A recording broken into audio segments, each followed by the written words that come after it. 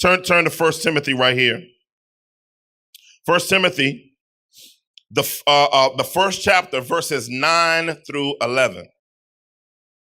I'm reading from the CSB. It says, "We know that the law is not meant for that the law is not meant for a righteous person, but for the lawless and rebellious." Keep that in mind as we read this passage.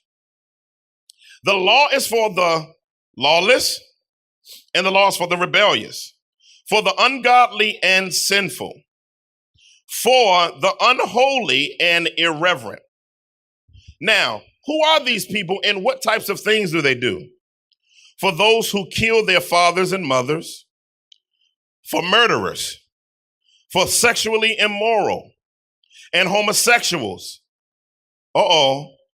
slave traders.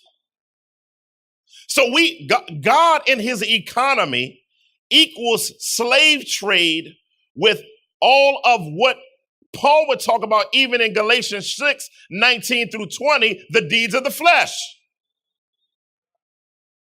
So slave traders, I like other translations to talk about kidnappers.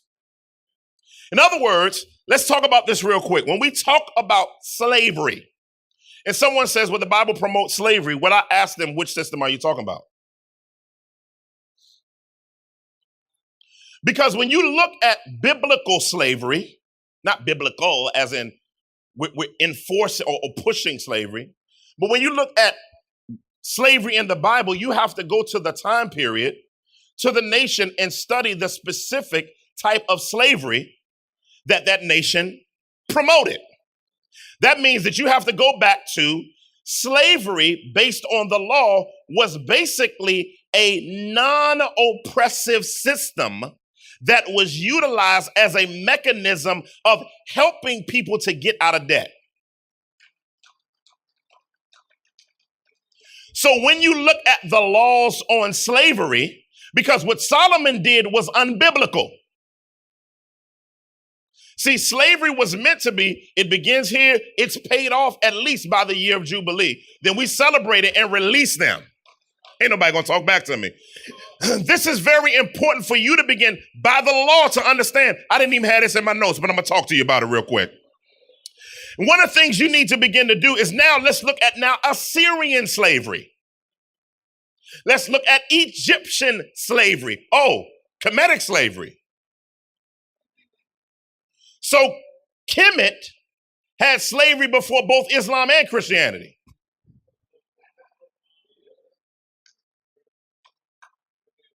Anyway, Babylonian slavery, Persian slavery, Roman slavery, Greek slavery, Roman slavery. So you have to take each one of those systems, apply what slavery was for people that were citizens of those nations and for those who were foreigners.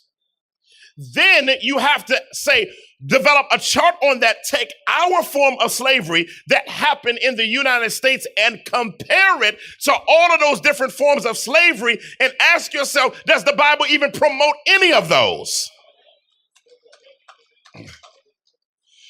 So we have to be careful of letting people compare the harsh, hellacious slavery of Europe and the United States to law-based slavery. Because then what happened is because we're so messed up from the post-traumatic stress of slavery, we see everything in history through the eyes of our oppression in America. And until you free yourself through the gospel, now I know my favorite verse on the gospel is Galatians 5:1. For freedom, Christ has set us free. In other words, the purpose of our release from spiritual slavery was to point to that reality. And I can't tell you, and I'm gonna end on this. Not end, but I got some more slides. I'm freelancing right now. Just did a series on Philemon. And I said, we are family, and left a question with it. The depths of how broken the church has dealt with the slavery issue even comes out in the commentaries. My church gives me a budget so that I can just floss on book buying. They love me on that. They said, Pastor, buy them books. You can teach us. So I got the top 10 exegetical, expositional, applicational commentaries on the book of Philemon. Top. And I began to work through them. Only one book was stating that the book of Philemon was about manumission. Manumission is the term utilized. That's a fancy word they use to hide what they're saying. It means freedom from slavery. When you begin to look at the implications of what Paul was saying, Paul was actually calling him to release Onesimus from slavery. But most of the commentaries were saying that's not what the book is really about. And what we begin to see is even our scholars need to be hollered at.